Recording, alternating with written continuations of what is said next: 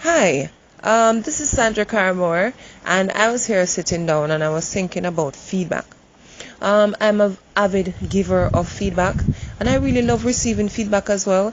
But alas, we are in a country and in a society that is not very accepting of feedback. You know, generally, feedback tends to come in and it's seen as a negative thing, and sometimes no matter how you try to color it pretty and cover it with love, it still hurts the person or the company, because the truth is, initially we are supposed to start right and plan properly, having proper systems in place. And feedback is really, especially if it is something that is commonplace, it is something that can really hurt the reputation of the business.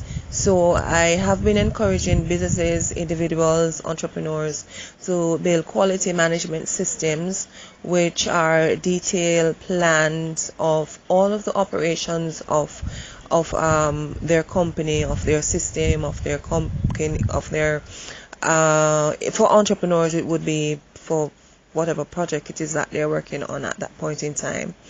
And feedback is a critical part of it, and usually the system includes an area and forms that you can use to collect feedback. Government ministries have the government has ministries that are given that mandate. Generally they call them works, or some other name.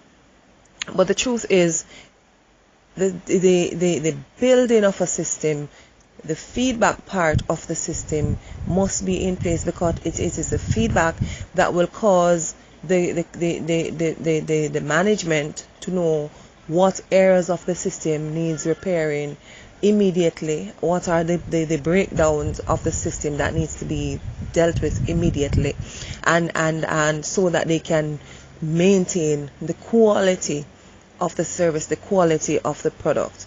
And I find that persons are sometimes punished. Persons are sometimes punished for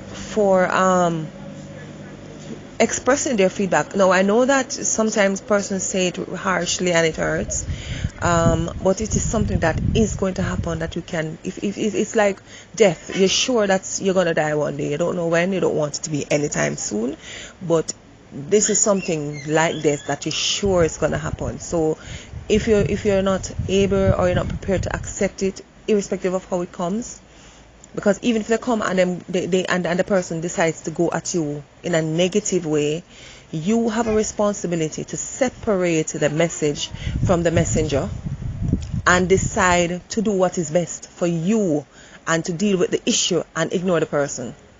I'm sorry, I know that sounds slightly harsh, but not ignore to kill, damn, condemn, but ignore as in they have a process. That part of it, how they deliver the message, is their responsibility, and that is something that they have to work on, and you cannot change anyone. So you can only change yourself. So look into thinking about what they are saying, evaluate if it is something that is true, because not because someone says it's true it doesn't mean it's true.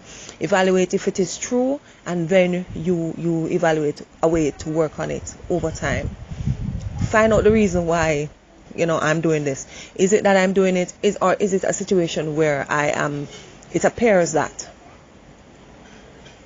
but it's not really so. So what can I do to ensure that they understand that even though it appears so, it is not so. So and for companies, it is usually handled by like a public relations officer, or the marketing department, depending on how they formulate and organize themselves. So I'm going to stop there, but this is extremely important, and I want you to work on it. All right, peace.